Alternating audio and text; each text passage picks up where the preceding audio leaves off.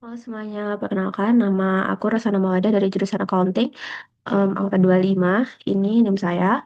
Oke, jadi di video kali ini nanti saya akan menjelaskan tentang simulasi persediaan, simulasi penyusutan, dan juga nantinya ada PSAK 1 tentang penyajian laporan keuangan.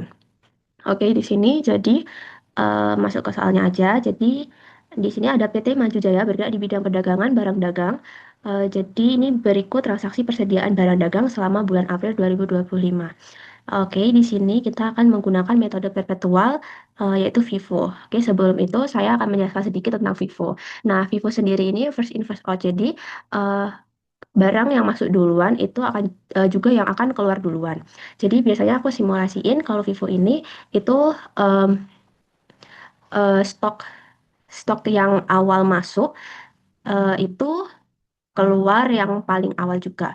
Jadi biasanya kan di perusahaan seperti snack gitu-gitu kan biasanya ada expirednya. Jadi biasanya stok yang awal tuh dijual lebih dulu ketimbang stok yang masuk terakhir gitu. Oke, oke. Jadi kita langsung aja masuk ke soalnya. Oke, jadi di sini eh, pada tanggal 1 April 2025 ini ada stok awal sebanyak 200. Jadi kita tulis aja di sini 200. Oh, bentar, gini aja. Besar 200. Lalu ini harga unitnya kalian tulis aja.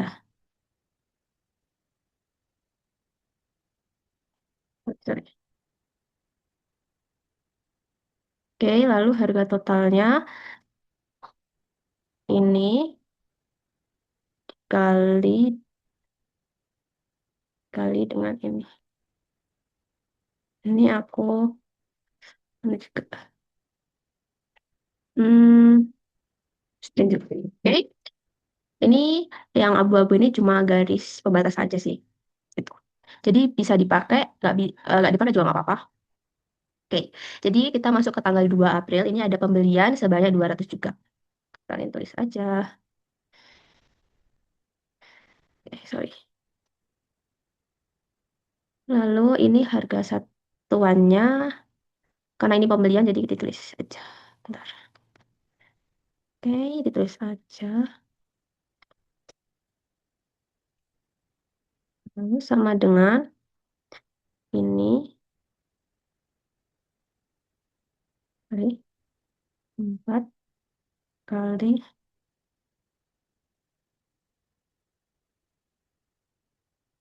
B. R. Nah, terus ini kalian copy aja lagi. C. Oke. Selanjutnya ini baru kalian masukin ke persediaan.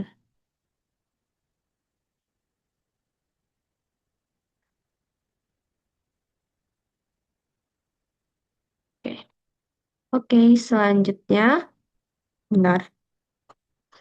Selanjutnya tanggal 3 itu ada penjualan sebanyak 100. Oke, kita tulis di harga pokok penjualan. Terus harga pokok, ini kita pakai yang persediaan yang paling awal. Jadi pakai ini. Sorry. Terus sama aja ya guys, dikali aja.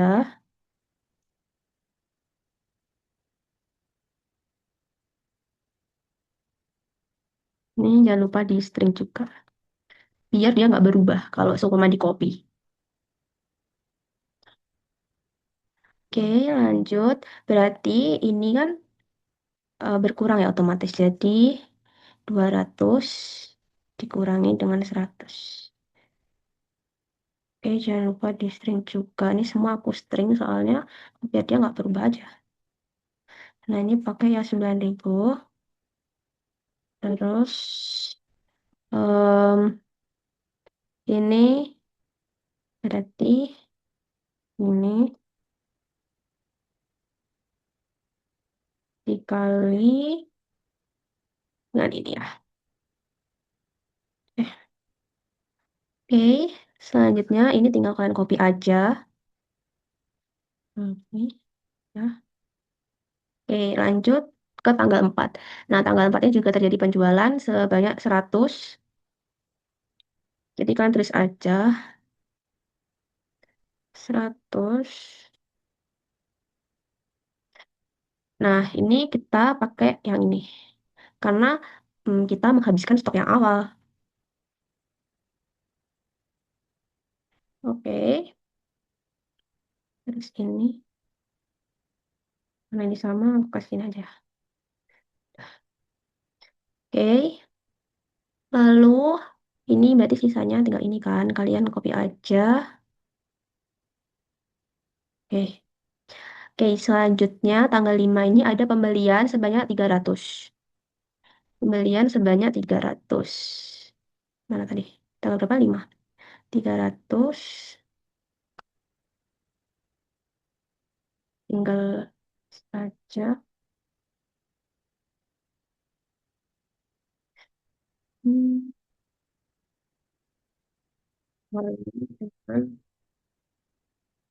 Oke, lalu kita copy dulu ininya. Oke.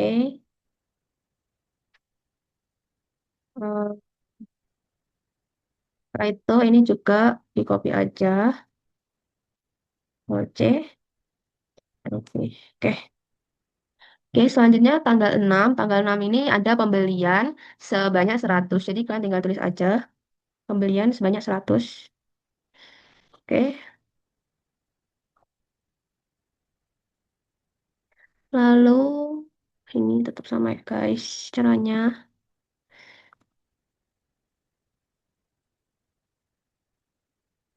Ini biar nggak berubah aja.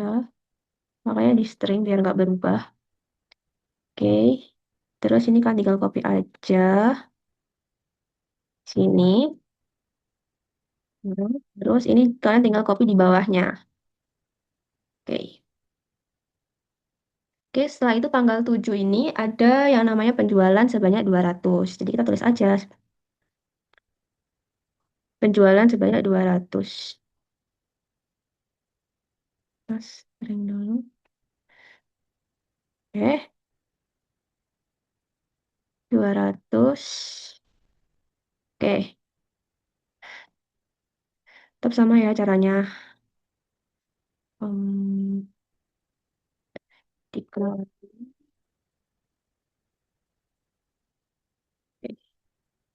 3 juta. Nah, jadi kan ini penjualan 200. Jadi kan, oh sorry, ini bukan bukan 17.000. Ini 10.000 ya. Soalnya kita ngikutin yang stok awalnya. Maaf. Hmm. Nah, lalu kan ini otomatis habis ya. Jadi tinggal yang sisanya aja kalian tulis di bawahnya. Oke, dia kan nggak berubah ya. Karena tadi kita udah string.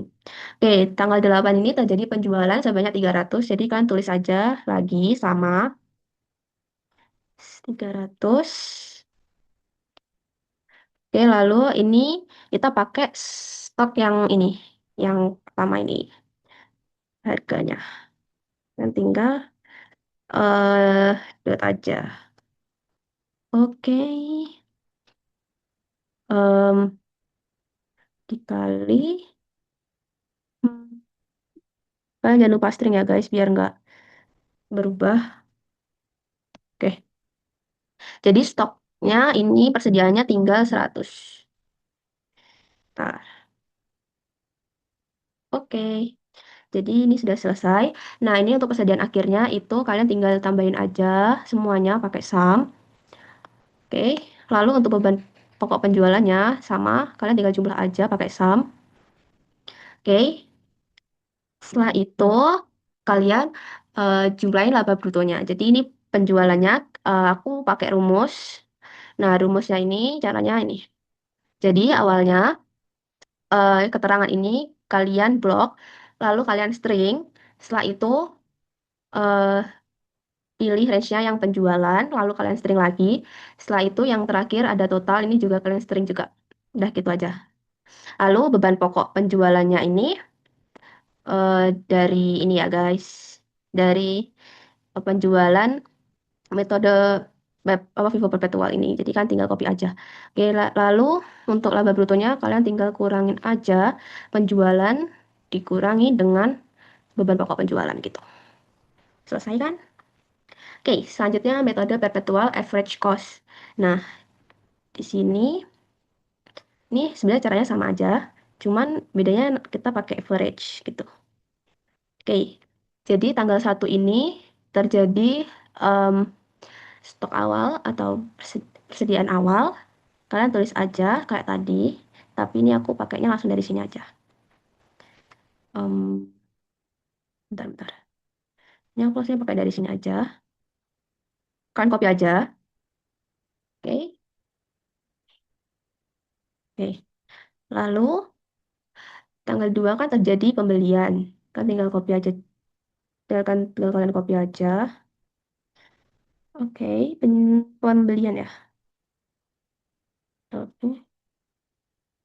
Oke, ini kan aku udah kasih note. Jadi jika HPP total, jika HPP nanti yang ini itu kalian pakainya itu tinggal unit dikali dengan harga. Sedangkan jika pembelian itu total persediaan sebelumnya ditambah dengan total pembelian gitu. Oke, jadi ini kalian tinggal tambahin aja 200 ditambah dengan 200. Gini, 400. Nah, lalu untuk total harganya ini sendiri, hmm, berarti total persediaan sebelumnya ini ditambah dengan total pembelian. Nah, hasilnya 3.800.000. Lalu karena kita menggunakan metode average cost, jadi kita bagi. Jadi caranya ini total harga dibagi aja dengan unitnya. Eh, Nah, hasilnya 9.500 per unit. Per piece-nya itu harganya 9.500. Nah, untuk tanggal 3 ini terjadi em, penjualan. Oke. Kalian copy aja biar cepat. Nah, oke. Terjadi penjualan, tapi ini yang harganya ini kalian tulis yang ini. Sebentar ini aku string aja biar dia nggak berubah. Nah, hmm, ini dia nggak berubah karena dia di string. Jadi ini dikali dengan ini. Nah, hasilnya 950.000. Oke, untuk sini berarti kalian tinggal kurangin aja 400 dikurangin dengan 100. Ya 300 kan. Nah, terus ini kalian pakai yang ini aja dah. Lalu ini kalian tinggal kali aja seperti note yang aku udah kasih ini. Tinggal kali aja. Dah. Hasilnya 2.850.000. Nah, lalu untuk tanggal 4 juga terjadi eh, penjualan juga sebesar 100 juga. Nah, ini. Oke, ini aku pakai caranya sama aja. Ini caranya sama ya, guys. Gini aja nih. Sorry. Nah, oke, berarti kan berkurang, jadi ini dikurangin aja. Jadi sisanya tinggal 200. Lalu ini kalian copy aja. Oke, lalu dikali aja ini kali dengan ini. Hasilnya 1.900.000. Oke, selanjutnya tanggal 5 ini terjadi pembelian sebanyak 300. Kalian copy aja yang dari Vivo tadi. Nah, terus ini seharga berapa? Ini kalian tinggal copy aja sih. Karena kan sama ya. Nah, oke, setelah itu seperti yang tadi, kalian tinggal tambahin aja ini, ya kan?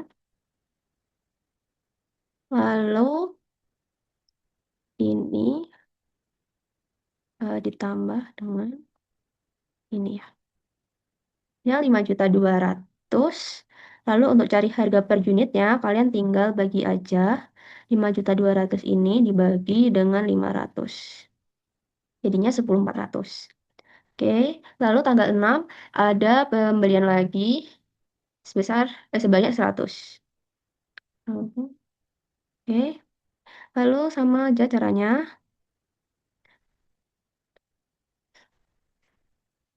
Terus, ini.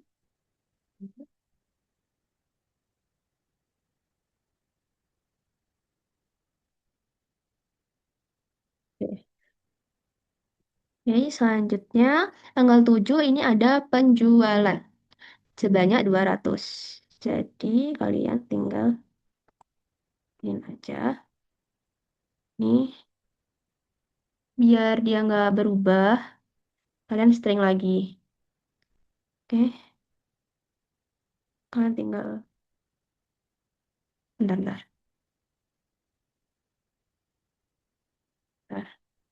Udah, sebelum ku string, maaf. Udah. Oke, terus kalian tinggal kasih di sini. Dan terus dikali dengan hasilnya 2.133.333 ini. Nah, terus karena ini penjualan, jadi kalian tinggal kurangin aja. Oke, ini kalian tinggal geser ke bawahnya aja sih kayaknya. Nah, setelah itu, oh sorry, ya benar, benar, benar guys. Ini kali dengan ini. Nah, jadi hasilnya 4.266 gitu. Lalu yang terakhir ada penjualan lagi sebanyak 300. Nah, tinggal copy aja. Jadi otomatis ini sama kan? Kalian tinggal copy aja. Oke. Lalu ini 100 dikurangi dengan 300. Ya, 100 ini kan sama kan, tinggal tarik ke bawah aja sih. Oke, ini juga sama kan ya. Jadi kalau tinggal tarik ke bawah hasilnya 1.066.667. Lalu sudah sudah selesai guys. Jadi persediaan akhirnya itu sebesar 27.283.333 rupiah. Lalu untuk beban pokok penjualannya sebesar 7.233.333 rupiah. Oke, untuk laba brutonya ini sama juga. Kalian pakai Samif juga. Tadi kalian tinggal copy aja sih. Nih, sama kan? Oke, jadi hasilnya 11.800.000 ini. Terus beban pokok penjualannya ini. Jadi bedanya di beban pokok aja sih. Lalu ini untuk laba brutonya itu sama aja dikurangin. Nih, gitu. Oke, untuk untuk persediaannya udah selesai. Next lanjut ke penyusutan. Oke, selanjutnya kita akan membahas tentang penyusutan. Nah, jadi yang pertama ada penyusutan metode garis lurus.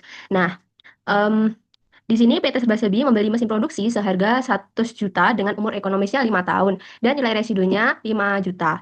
Oke, jadi yang pertama ini buatkan perhitungan penyusutan menggunakan metode straight line jika mesin produksi dibeli pada 1 Januari, lalu yang kedua dibeli pada 1 April. Oke, yang pertama eh, dibeli pada tanggal 1 Januari. Jadi ini diketahui nilai bukunya 100 juta, lalu umur ekonomisnya selama 5 tahun, lalu nilai residunya 5 juta. Oke, lalu kita langsung aja em, ya disusutkannya. Ini kalian tinggal nilai buku dikurangi, bentar, dikurangi dengan nilai residunya. Lalu ini nanti sama aja ke bawahnya sampai tahun kelima itu sama aja. Jadi kalian tinggal em, tarik ke bawah aja. Lalu untuk tarifnya sendiri kalian bisa eh, pakai dengan caranya seperti ini. 100% dibagi dengan umur ekonomisnya. Sebentar, ini harus dikunci dulu ya guys. Kalau enggak dia bakal kemana-mana. Nah, Lalu ini juga sama untuk ke 5 tahun ke depan, kalian tinggal tarik aja ke bawah. Lalu untuk beban penyusutannya, ini caranya tinggal biaya yang disusutkan ini dikali dengan tarifnya. Oke, dan ini juga sama untuk 5 tahun ke depan.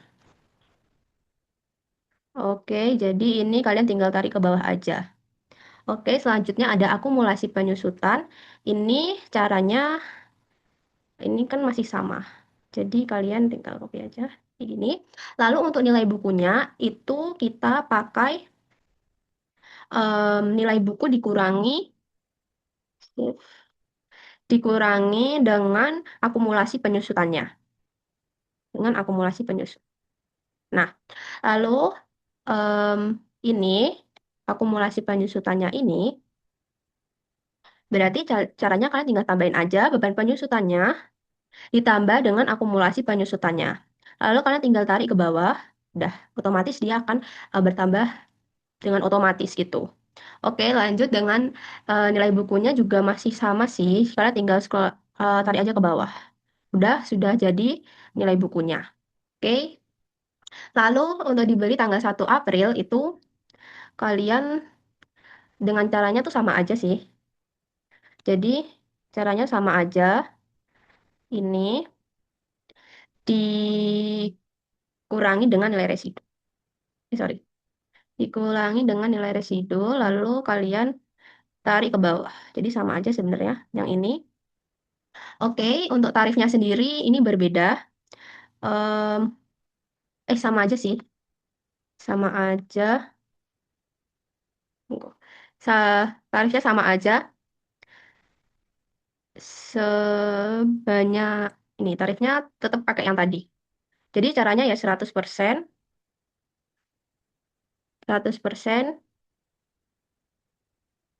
dibagi dengan nilai ekonomisnya. Nih, lalu kalian strip. Oke, lalu kalian tarik ke bawah. Oke, lalu untuk tahun parsialnya ini sendiri, em, ini ada pembedanya di tahun parsial kalau jika dibeli tanggal 1 April, karena didapatkan dari dia baru beli eh, April kan, jadi ada beberapa bulan yang dia itu nggak pakai gitu. Jadi dia tuh nggak pakai di bulan Januari, Februari, dan Maret kan. Nah, jadi tahun pertama ini hanya digunakan eh, di 9 bulan ya berarti. Jadi kita bisa cari tahun parsialnya dengan cara 9/12. Nah, udah ketemu 0,75. Nah, untuk di tahun 2, 3, 4, dan 5 ini, itu kalian tulis 1 karena itu genap 1 tahun kan. Gitu. Jadi, eh, cuma berlaku di ini sih, tahun pertama kan dia kan nggak make eh, 3 tahun sebelumnya gitu. Oke. Oke, selanjutnya beban penyusutan ini juga masih sama aja. Beban penyusutan ini nilai yang dapat disusutkan, lalu dengan, ntar, dikali dengan tarif, lalu dikali dengan tahun parsialnya. Oke, hasilnya 14.250.000. Lalu untuk akumulasi penyusutannya sendiri ini sama ya. Oke, lalu untuk nilai buku akhirnya sama dengan yang tadi. Nilai buku, benar. Nilai buku dikurangi dengan akumulasi penyusutannya. Oke, jadi hasilnya 85.750.000. Oke, untuk ini juga sama sebenarnya. Ini kalian tinggal ke bawah aja. Sama kan? Baik, kita lihat. Nah, sama ya. Oke, untuk sini sama kayak tadi, yaitu beban penyusutan ditambah dengan akumulasi penyusutannya. Jadinya 33.250.000. Lalu kalian tinggal scroll ke bawah aja. Nah, 920.000. Oke. Lalu untuk nilai buku akhirnya, itu kalian tinggal scroll ke bawah, guys. Oke. Nah, ini sendiri, oke. Karena ini kan untuk genapin eh, 1 tahun, jadinya em, ada tahun ke-6. Nah, jadinya sisa berapa tadi? Berarti kan sisa 3 bulan ya? Sebentar. Sisa Ya, sisa 3 bulan. Nah, lalu ini kalian tinggal scroll ke bawah aja biar kelas suka duplikat. Oke, dah. Oke, jadinya ini eh, yang aku blok kuning ini berarti ini tuh harus sama dengan nilai residu. Jadi kalau nggak sama dengan nilai residunya berarti salah ya guys. Oke, lanjut ini di langsung ke soal kedua yaitu tentang penyusutan unit aktivitas. Nah, ini sama aja soalnya, tapi ini pembedanya di sini ada total kertasnya ini ditambah aja semua, kalian tinggal sama aja. Lalu untuk biaya per unitnya, kalian tinggal pakai rumus ini. Jadi, caranya nilai buku dikurangi dengan nilai residu, lalu dibagi dengan nilai total kertasnya gitu. Jadinya hasilnya biaya per unitnya. Oke, lalu selanjutnya ini pembedanya juga ada unit aktivitasnya. Oke, oke jadi ada unit aktivitasnya dengan caranya berarti ini kalian copy aja ke bawah ini.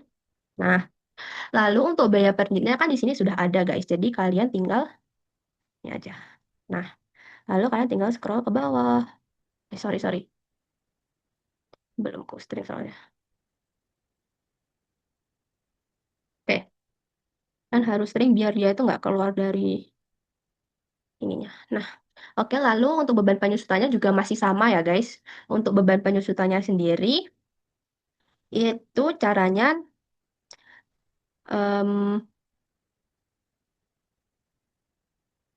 pakai yang tinggal dikali aja sih, pakai yang kali aja. Jadi, 3 kali aja. Nah, ini lalu kalian tarik ke bawah. Nah, dia otomatis berkali-kali sendiri. Lalu untuk akumulasi penyusutan juga masih sama sih. Akumulasi penyusutannya sama. Lalu untuk nilai buku akhirnya juga sama aja. Nilai buku. Lalu eh, dikurangi dengan akumulasi penyusutannya. Oke. Nah, ini hasilnya 86.428.000 gitu sekian. Lalu kalian yang bagian yang tahun kedua ini kalian tinggal tambahin aja beban penyusutan ditambah dengan akumulasi penyusutannya.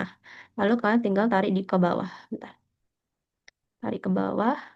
Nah, lalu untuk nilai buku akhirnya juga sama kan langsung tarik ke bawah aja. Nah, hasilnya sama ya guys. Nilai buku akhirnya sama dengan nilai residu. Oke, nih. Sama kan yang tahun kelima?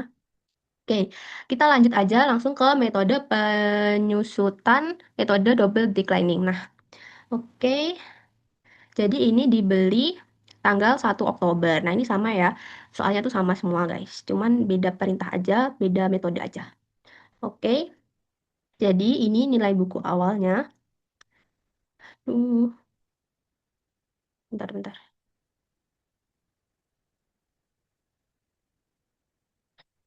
Nilai buku awalnya ini em, caranya juga masih sama ya guys.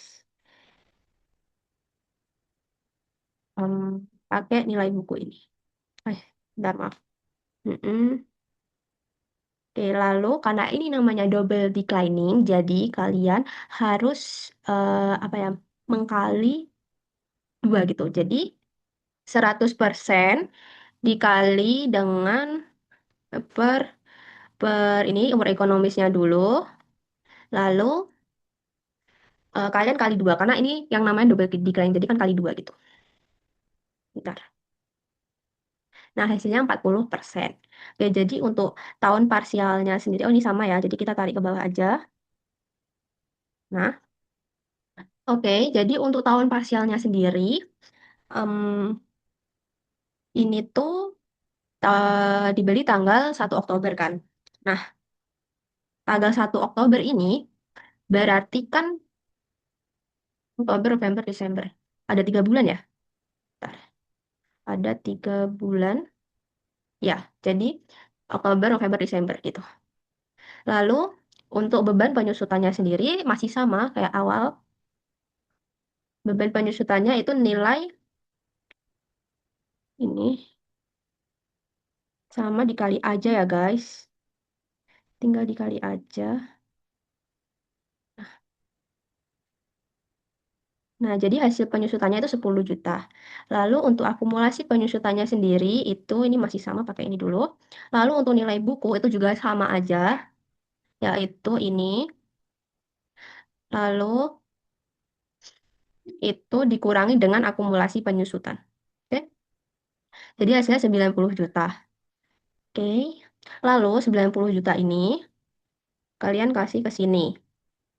90 juta. Ini lalu eh di tahun 2, 3, 4, dan 5 itu kan genap 1 tahun jadinya kalian tulis satu seperti yang eh, menggunakan metode straight line gitu. Jadi kalian tulis satu aja sampai tahun kelima. Oke, lalu untuk beban penyusutannya juga masih sama aja, jadi kan tinggal tarik aja ke bawah. Oke, lalu untuk akumulasi penyusutannya sendiri, ini sama dengan yang awal, itu ditambah dengan ini, lalu tambah dengan ini. Jadi hasilnya 46 juta ya guys. Oke, lalu ini kalian tinggal scroll ke bawah aja. Nah, bentar. Oke, lalu ini sama dengan 54 juta. Ini, jadi dia otomatis ya. Lalu ini kalian scroll ke bawah juga. Nah, oke, jadi 32. Em, jadi di sini 32 juta ini. Oke, terus ini, bentar, sorry, sama dengan 19,4 nih. Oke,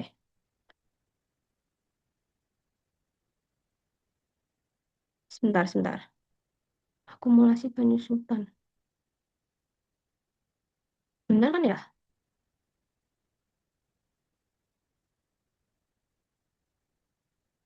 Sebentar, nih kayaknya ada kesalahan deh.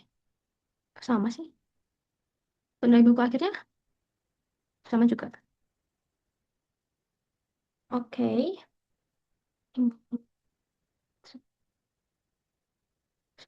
50. Oke, ini sebenarnya udah sama ya guys. Oke, lalu di bagian sini, kan kasih ini. Oh, ini ada 100 juta. Bentar, di 28 ini. Berarti kan, ini tinggal sih.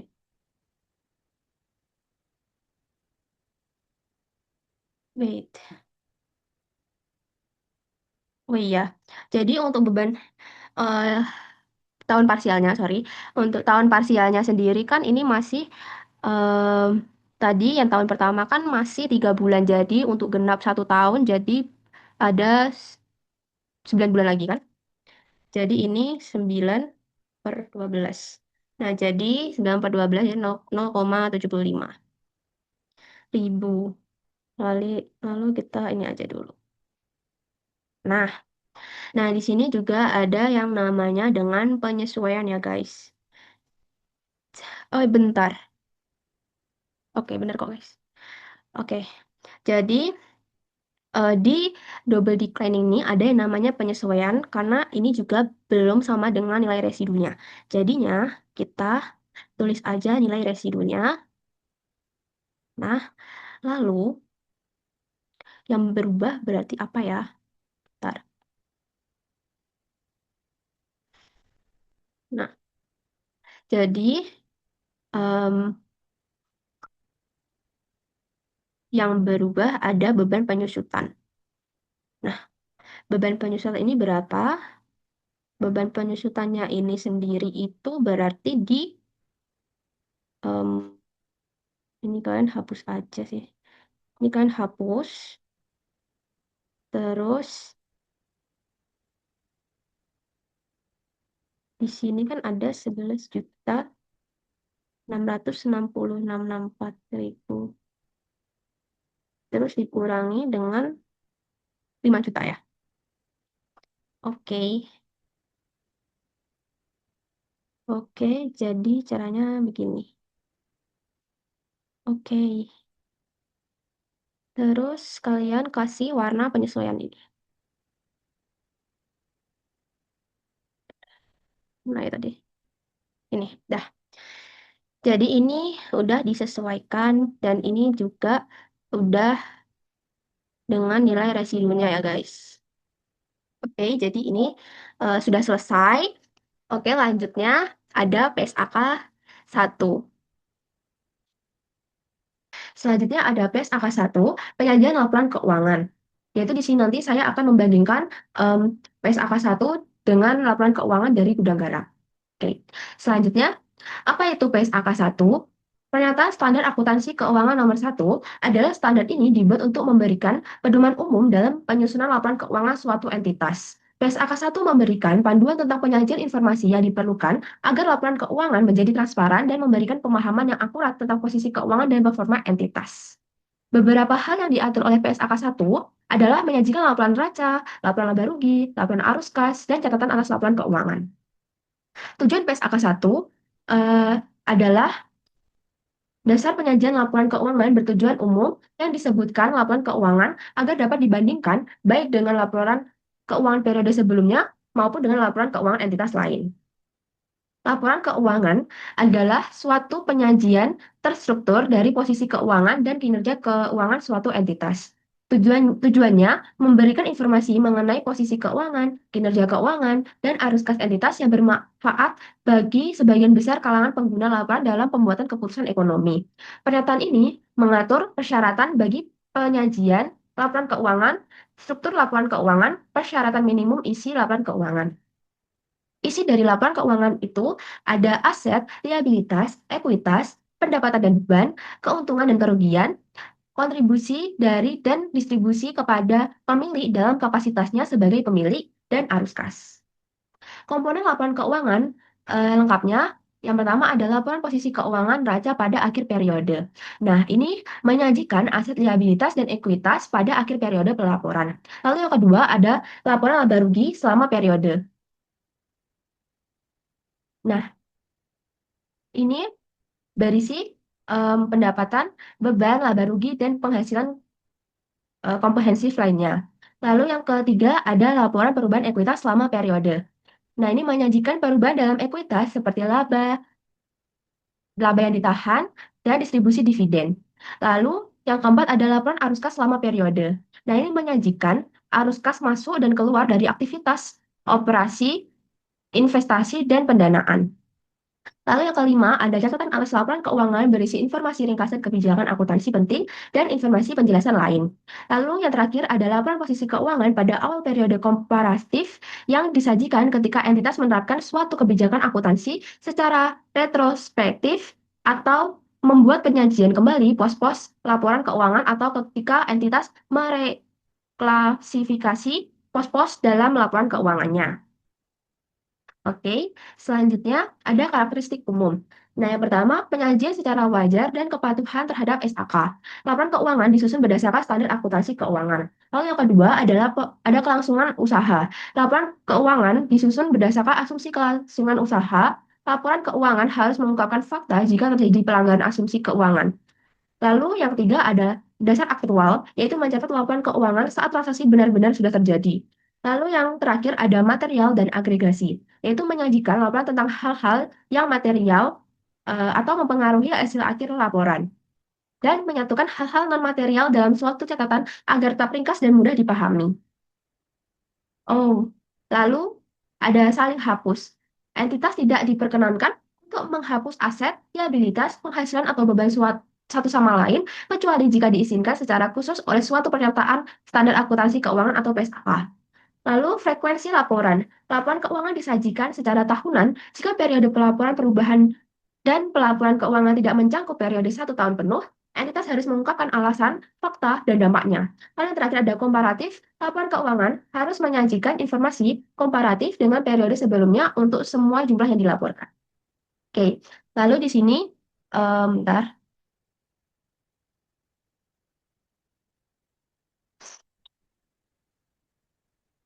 Lalu di sini ada laporan posisi keuangan PT Gudang Garam Tbk. Jadi di sini kita menyandingkan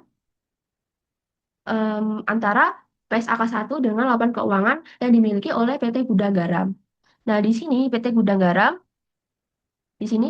Garam dan entitas anak em, pada tanggal 30 September 2025.